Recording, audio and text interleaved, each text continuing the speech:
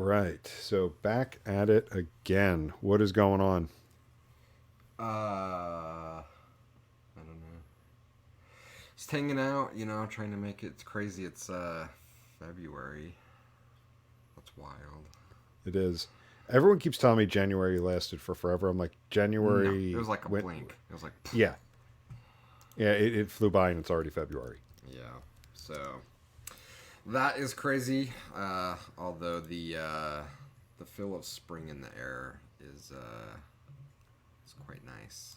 Yeah. Tomorrow's I'm looking. Groundhog Day.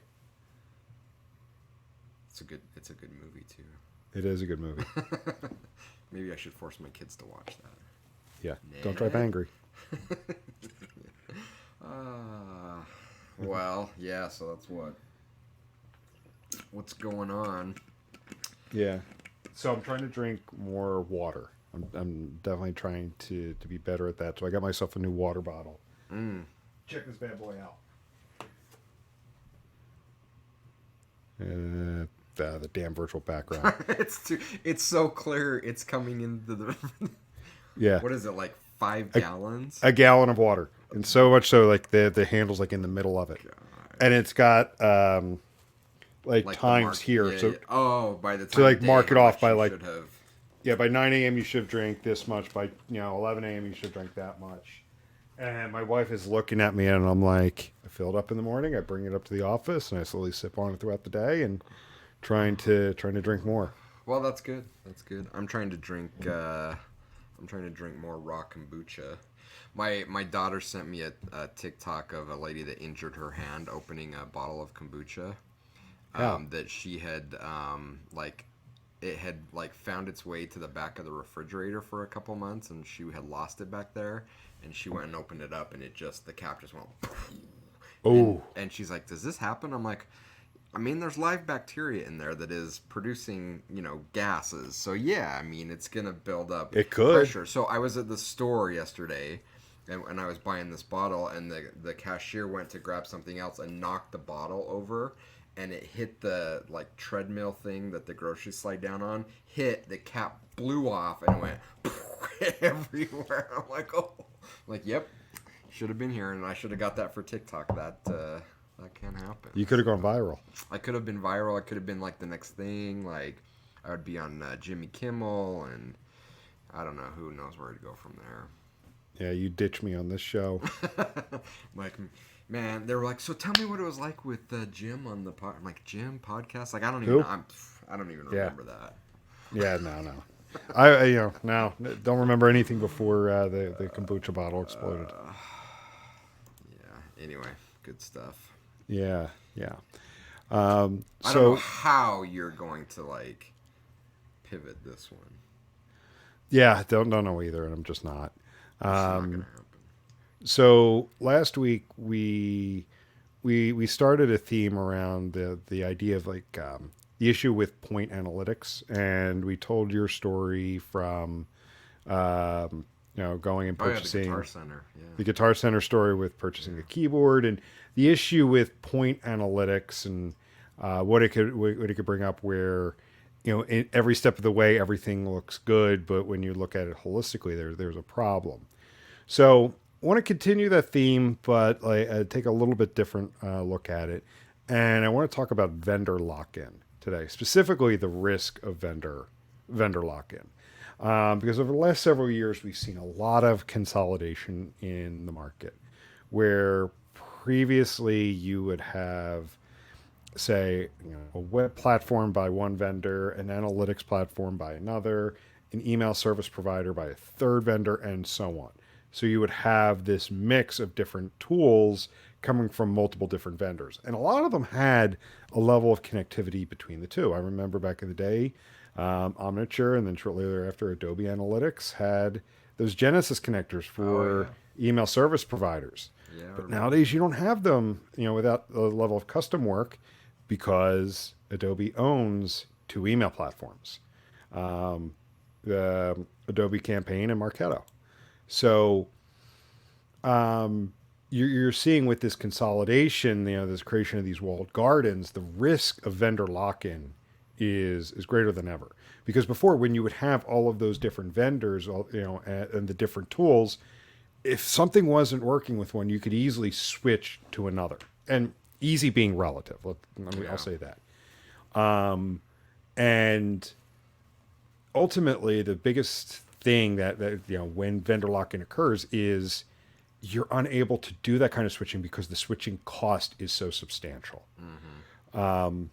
So I think like there's a couple different ways, but one of the questions I want to start with is how do organizations fall into a vendor lock situation? So I think for a lot of different reasons, and our lens is primarily in the very very large enterprise space. So as you're listening to this, kind of that's definitely my bias and where my experience is, and it may not necessarily hold true in different markets. But I think there are different reasons. I do think that there's a promise to kind of going all in with a vendor. We've definitely seen that with some of the larger MarTech vendors, just from a pricing perspective, although I'll come back to where this can also be a risk. But we've definitely seen more competition on pricing where it's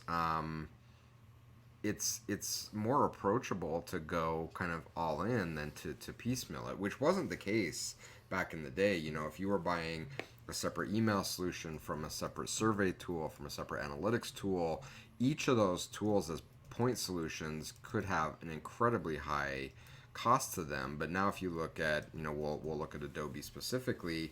If you look at the point solutions as buying together in a package deal, it's almost cheaper. The whole thing's almost kind of cheaper than what I would have paid as individually, or it is cheaper. Like 10 years ago, what I had paid individually to put all these things together. So I do think that there is that draw of, if you go all in, the price is really, really attractive. Now the risk to that is that you are all in, and to your point, the switching costs are quite high, and the risk is a vendor could come back and say, oh, by the way, on your next renewal, we're raising your rate 90%. And you're like, but we didn't add any new features. Well, I don't know, take it or leave it, so because they know. And so I would hope that vendors don't do that. I would hope that vendors, even though there's a little bit of comfort of having the lock-in, they don't use that as an excuse to slow down innovation and continuing to put out new features. But it definitely can happen. I think the other promise is, and you mentioned, is connectivity. Is that we spend so much time trying to get all of these solutions to talk to each other, because we want our audience platform to talk to our testing platform, and we need that to talk to our analytics platform, and we need our analytics platform to talk to our email platform. And the idea is like, well, if I go all in with a Google or an Adobe or a Salesforce or a fill in the blank, then those things natively should work really well together. And we can debate whether that's a reality or not. But, I think that's definitely one of the draws. And then I think the third piece of it is just efficiency. And this is the people problem, in that, these teams we've talked about over and over again, these teams are drastically understaffed. And so I think the belief is that it's going to be much easier for us to go all in on Google, because we can hire a Google expert or so that can handle the entire stack. But if we piecemeal it, we got to go get someone that's really good at Google Analytics, someone that's really good at our ESP, someone that's really good that is good at our audience platform, which is something else, someone that's really good at Optimizely, which is a different platform, and we just can't go hire for all of those. So we want the efficiencies of having a smaller staff that's really an expert on that specific cloud vendor. So I think, a combination of attractive pricing, tight integration between point solutions, and then just efficiencies of being able to work with an agency or an internal team, or a combination that really has deep expertise in that specific cloud offering, I think is what has really attracted companies, especially in the enterprise space, to say, we're going to really go all in with one vendor rather than piecemealing kind of, quote, best of breed solutions to build a custom stack. Yeah, you bring up a lot of really good points there, and I want to unpack each because there's some really good things there. And I'll say this, and I will come back to cost in a minute, but like I didn't think of the actual cost benefit. Like for me, like I think of like the downside of vendor lock, but you're right when you point it out that way. Like there could be substantial cost benefits with going with an entire platform versus piecemealing it together. But I want to start with the integration piece because I feel like this is often where it is absolutely a double-edged sword. And yes, we can absolutely debate like how well these platforms communicate within the platform, like the tools communicate within there. That being said, it's very alluring to say, oh, we have a analytics tool that talks that is deployed by the vendor's TMS tool that talks to the testing tool that sends data to the email platform. That sends data back this way. It goes to the CDP. It then goes to our CRM. Like all of that data connection, it is absolutely alluring. But yeah, I think that, and that's honestly, I think that's the primary. Again, I'll look at from the negative side of things. That's the primary trap used because I will say they don't necessarily communicate as well as they're sold. That's been my experience, and that's a bit of frustration, right? Is that that's kind of you kind of paint this pretty picture, and if you think about like the demos, a lot of those aren't even realistic, right? So we create this really great story, but in reality, I think that belief, because they are native solutions, really hasn't been fulfilled, and I think a biggest part of the challenge is a lot of the major cloud vendors, their point solutions are not homegrown, and that's why it's been so challenging. Is that if you look at the growth of a Salesforce and an Adobe and of a Google, they may have started with a primary homegrown solution, but they've gone out and then bought a testing platform, bought a audience platform, and it's a lot harder to integrate those in because those are not quote unquote native. We think, well, it's owned by Adobe, so it's native. No, like they've gone out and piecemealed this entire stack together through acquisition. And it's really, really hard to get these things to talk together natively. And so I think, yeah, we really haven't had that promise of tight integration. And I'm not pointing out a single vendor. Like I think they all struggle with it, and completely understandable. It's really, really difficult to do. Yeah, because they've gone out and acquired, and there was a bit of a rush to acquire. So they changed the branding, and yes, it is not just an Adobe problem. They changed the branding, they put a few pieces together, but it is still the separate tool. Because I have seen that with these platforms that promise these tight integration. It's that, yeah, oh, it's a tight integration, but you'll need your dev team to build and maintain this additional piece here. Or yes, it's a tight integration only under these circumstances. Yeah. Yes, it's a And tight integration, but oh, you're not an e-commerce platform, you're a lead gen. So, well, you don't get the full integration because really the integration was built around this use case. Yeah, and I think if I was advising a company that's looking at going all in on a specific vendor, one of the recommendations I would have for them is go and talk to the different teams that own the different solutions, not the engineers. Go talk to the product teams, go talk to the support teams for each of the different solutions within that cloud, and see how much they know about the other solutions. That is a telltale sign of how tightly integrated the back end technology piece is, because I've seen that at some vendors where you go talk to the the team that owns the audience platform, and the team that owns the analytics platform, and the team that owns the CMS platform, and they are clueless on what any of the other pieces do or how it fits into the puzzle. And that would be a huge red flag if like these teams that support it and are building the product roadmaps for the point solutions in the cloud are clueless on what the other solutions do.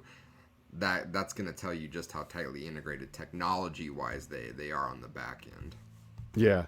And like again, the allure of ease, it's something where if vendors are promising you ease, and another example is just something as simple as a data layer. um, for the longest time, I've always been a fan of like whether you go with like the traditional user profile like the one, the W3C standard from 15 years ago, if you go with a structure like that, or a more current like event driven data layer, whichever format you use that works best, that's fine. But you're seeing branding put around it. Google has theirs, Adobe has theirs, and just as something as simple as that, I've always been a fan of, if you make it vendor agnostic, that's the whole point of the data layer. It's vendor agnostic. But again, the lure of, oh, it's just easy, we have built-in things. But again, that's another thing. If you were to decide to change, you need your dev team to go in and potentially change something up that may not work with the vendor you choose to go with in in the future. So when it comes to this, again, it's a double-edged sword. There are definite benefits to it. I would say just don't fall for the sales pitch, which is going to make it look much easier or much more efficient than it probably really is. Yeah, and I think that, I mean, that's good advice for anything, right? Like, especially in the Martech space, the sales and marketing teams for these big cloud vendors have gotten so good um, at what they do, that they really know how to tell the story of the pain points that companies are having, and it just seems really, really alluring and really easy to throw down a lot of money. And again, like, I'm a huge believer and fan of like these tools and the cloud solutions, but it's never as easy as they let on. And I think, a big issue that has created is it's gone in to create this. We've already had a people and staffing problem, but when you go in and talk about how easy it is to do this, it just further makes that problem a bigger deal, because we don't, we don't like need a huge team to do this. It's super easy. Like, none of this stuff is easy. It should be okay for us to admit it's hard, because when we admit it's hard and it's challenging, then we give it the right priority, we give it the right staffing, we give it the right people with the right level of expertise. And when companies do that and they get locked in with the vendor, they are creating incredible value. They're creating great experiences. The workflow is incredibly smooth and integrated together. It's a thing of beauty, but it's so rare when that happens. So often they get locked in with the vendor. They kind of buy into the hype and the pitch. They don't properly staff it. They don't think through the risks so they can properly prepare for it. And they end up in a situation where it's just a giant money pit and nobody's happy, other than the sales guy who sold it and took his commission and ran.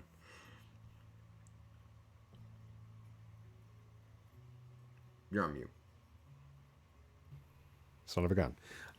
So speaking of money, What is this, your first podcast you've done? yeah, it is.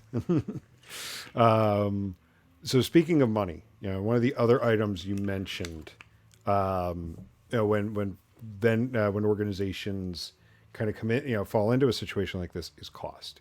And as I was preparing for this, again, I was focused on like the integration side of things and the pros and cons that can come there.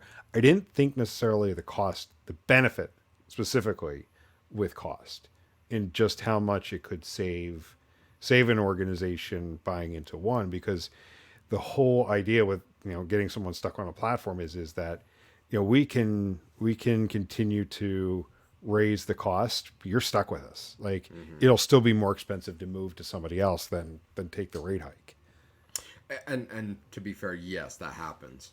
We've seen that happen, and that's a very real risk. And that's where I think you may need to make a calculated decision on the value, the upside of getting locked in, which there is a tremendous upside, with the potential risk of, once we're in, we're not cared about, and then I'll simplify this down, and maybe I've used this analogy before, but this is what plays out in gyms, like, all over the place.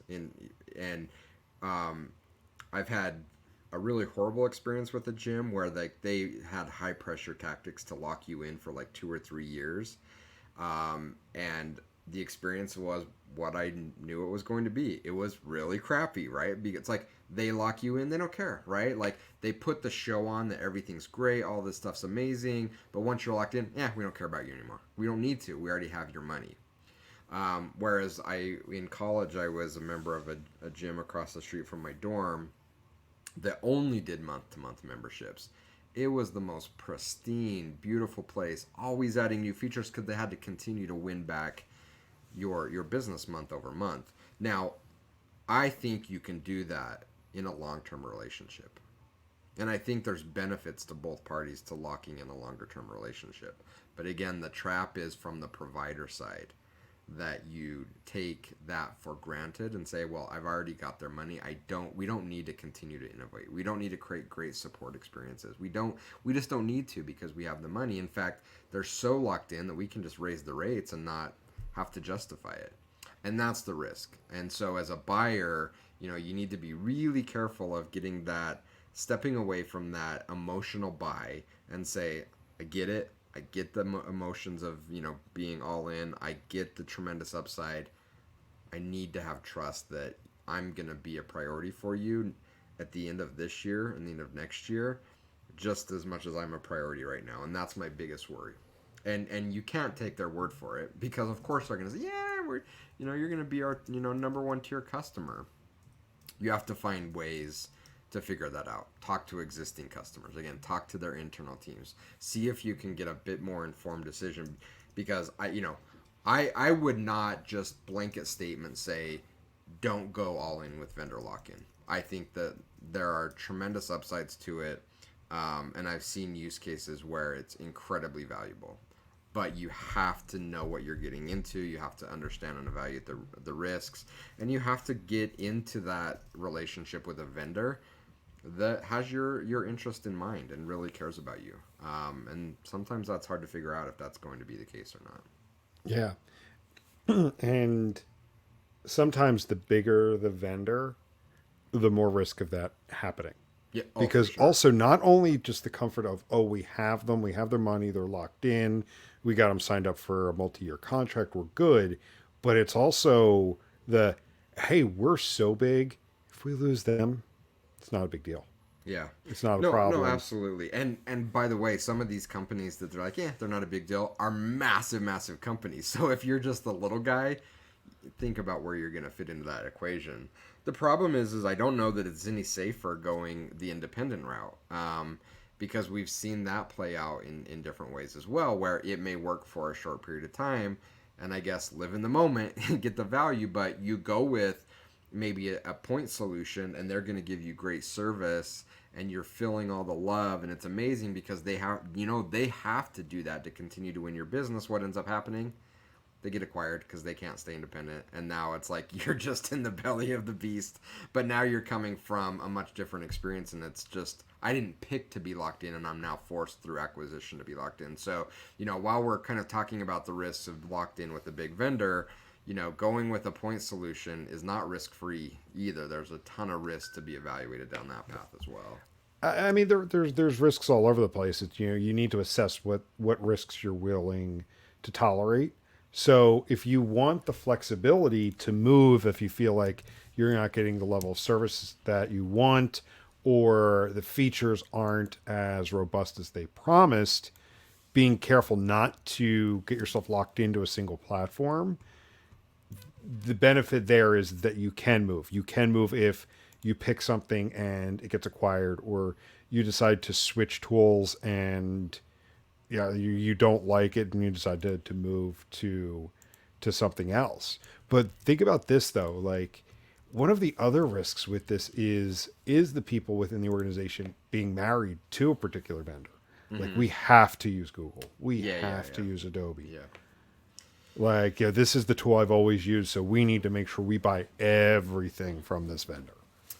Yeah, and again, I've seen that work out really well. I've seen that be catastrophic, and I've seen companies overbuy because of that. And on the flip side, I've seen really high functioning programs destroyed because new leadership comes in and says, well, I'm an Adobe person, so we're going to switch all over to Adobe. Or I'm a Google person, so I don't care how well it's working. We use Google at my last place, so we're ripping everything out. I think, huge risks, right? Like, huge risk to that. And I'm just a huge proponent of, again, like stepping back, being independent, being more deliberate in your evaluation of what's going to work for us, what's going to age well and be a good long-term investment. And is it a point solution where we put it all together?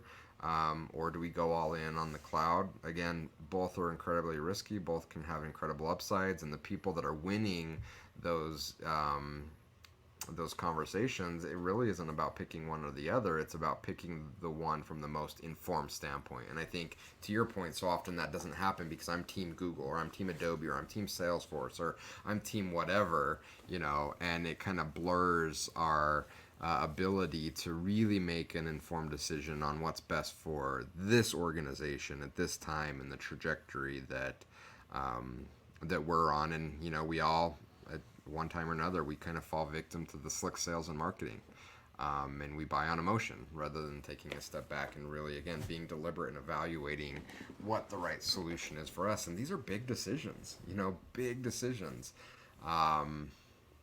And they often are just made emotionally on kind of the gut, and a lot of times that means they don't work out well. Yeah. If there's one thing listeners should take away from this, what do you think it is? Well, I think again, it's just being smart and deliberate in evaluating what's best for their needs and being realistic. And I think the biggest takeaway is that if you're there, it isn't a right or wrong. It isn't a best versus not best. I think either path of kind of going all in and getting locked in with a big cloud vendor or building it independently, I think both can be incredibly valuable. The biggest trap from either path is kind of listening to the hype that, and maybe especially more so on the kind of vendor lock-in side, that this is easy. You buy the entire suite and it just works together. I think that's the biggest takeaway from this is that is a massive trap, because if you do that and you go down that path and you understaff it and you don't bring in the right level of expertise, these big solutions don't just magically work work by themselves. They need proper expertise and staffing to make work. And I think that's been the biggest indicator of a potential risk or failing program that we've seen, is companies investing heavily in these solutions because they're just all going to work. They don't put the people in place for them to work, and what do you know? They don't work. Mm-hmm. And one thing I'd like to add here as we wrap up, something to think about, something to be aware of, is if vendor lock-in is a serious concern for you, being dedicated to a single vendor, look out for a slippery slope where it starts slowly, like, oh, if you just do it this way, the way we recommend it, implement it this way, build the data layer that way, do this, do that. It's, oh yeah, that doing it that way, this one way seems really convenient. Let's do that. Well, then it starts to build up over time. And next thing you know, it's like, oh yeah, we really like these features, so let's buy this additional tool from them. Or let's replace this tool that we have with this additional one to get these features. Next thing you know, you can become stuck and have multiple key programs tied up in a single vendor. Yeah, and again, it's about taking and creating the space to like take a step back and just be deliberate in understanding why we're making these decisions. And again, like I know, kind of being in the moment, how challenging that can be, because they weave really good stories and we want to believe it, right? Like, we all feel the pain of having to have all these things interconnected and working together, and we kind of see this vision, or we make it up in our head of how it can be, and we kind of fantasize of like, oh, if I just had all this working together, my job would be so much easier. But we have to put a sense of realism to it, is that, yes, we've come a long way, and a lot of these things, are much more tightly integrated together, and there are a lot more efficiencies, but it's still incredibly hard. And so, let's not fall into that trap that it's just going to work. Or maybe one day, but we are definitely not there yet. Cool. So let's go ahead and wrap up there for now, and we'll talk to everybody later. See ya. See ya.